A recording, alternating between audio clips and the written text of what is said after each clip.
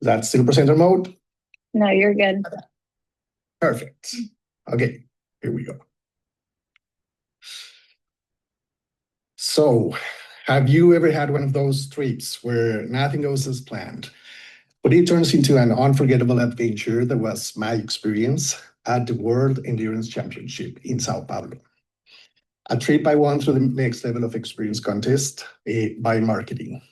So what began with excitement quickly turned into a roller coaster of challenges and surprises and just incredible moments. My first challenge came in soon after Brett from sponsorships communicated I would be given not 2, but 4 grandstand tickets for the race. I felt a little overwhelmed, thinking, where on earth do I get 3 participants to join me for a race taking place at the other side of the continent? So I invited Lucas Giacomi from Professional Services in Sao Paulo, whom I had met at the D&I Council. But then I still had to find 2 more people to spend 6 hours with on a Sunday. I spoke to my friend Maria from marketing in LATAM, who raffled the tickets among her team. And that's how Fernanda Bonafina, business development manager, and her husband became my 3rd and 4th guests. A second challenge came in not long after, while standing in the line to board what was thankfully a direct flight from Mexico City to Sao Paulo. That's where I began feeling a mix of anticipation, excitement, and anxiety.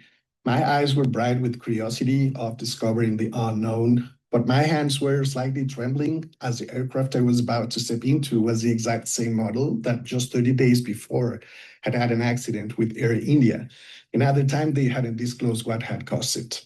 My heartbeat raced louder than the engines. The nervousness, however, faded away as soon as we gained cruising altitude. On Saturday, the next challenge came at the tickets window. Ferrari's instructions were that I show up at the accreditation center and pick up the tickets under my name with an ID. And so I did. But then disaster struck. I find out the staff spoke neither Spanish nor English, and I don't speak Portuguese.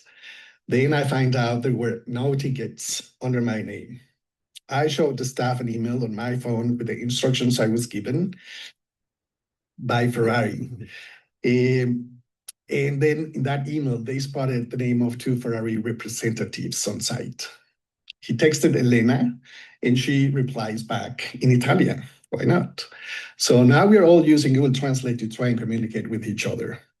Elena confirms all Genesis tickets should be picked up at the accreditation center. So imagine being in Sao Paulo, surrounded by strangers with 3 guests waiting on you and no tickets in sight. I was facing a dead end.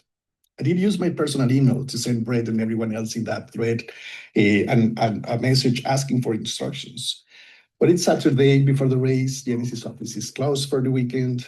So I just left the accreditation center, and I'm already thinking about a plan B for my Sunday in Sao Paulo. Then a mystery call from Italy appeared on my phone. And that's how, after a few hours of confusion, texts in 3 different languages, and a phone call from Ferrari in Italy, we finally secured the tickets, and they were sent digitally over to my WhatsApp that night. Relief doesn't begin to describe the feeling.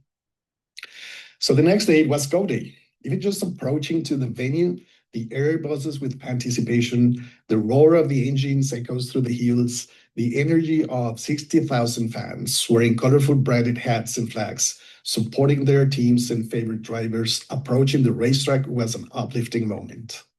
As you enter this racetrack, the scent of burning rubber and high-octane fuel mingles with the cold, fresh morning chill.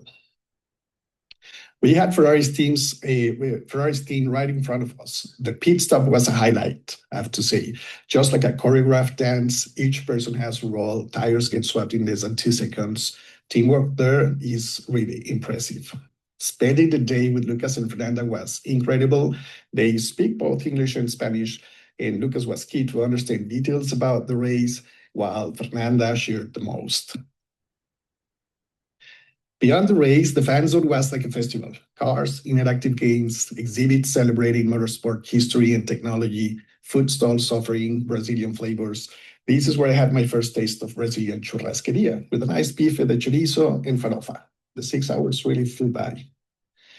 At the end of the race, it was freezing already without the sun since it's wintertime over there. The last few laps were charged with people going crazy, cheering for the local favorite pilot, Eduardo Barrichello, son of former Formula One driver Rubens Barrichello. In case you were wondering, Cadillac got the first and second pole positions, and Porsche came in third, although Ferrari had by far the largest fan base in there. It was a spirit-lifting experience that I recommend everyone. Just like the race, Sao Paulo itself was full of surprises and unforgettable flavors. From churrasquerias to what might be the best pizza I've had, Sao Paulo is famous for its great pizzerias. I walked through Ibirapuera Park and learned about Brazil's history at the Afro-Brazilian Museum. I wandered the graffiti-filled alleys of Batman Cove, which feels like stepping into a parallel world. Colors exploding around you, one mural after the other is telling its own story, with local bars and cafes buzzing in the background, and people just enjoying music, drinks, and conversations. And yes, at Rio, I had to visit the Statue of Christ, the Redeemer, in Rosinha, the largest favela, witnessing breathtaking views of the city and Brazil's contrast of wealth and hardship. In the end, what began as a simple prize trip became a story about resilience, culture, and connection. I left Brazil not only with amazing memories, but also with a new curiosity. I'm learning Portuguese now, and I've already got tickets for the Formula One Grand Prix in Mexico City. This journey taught me sometimes the best adventures come from the unexpected.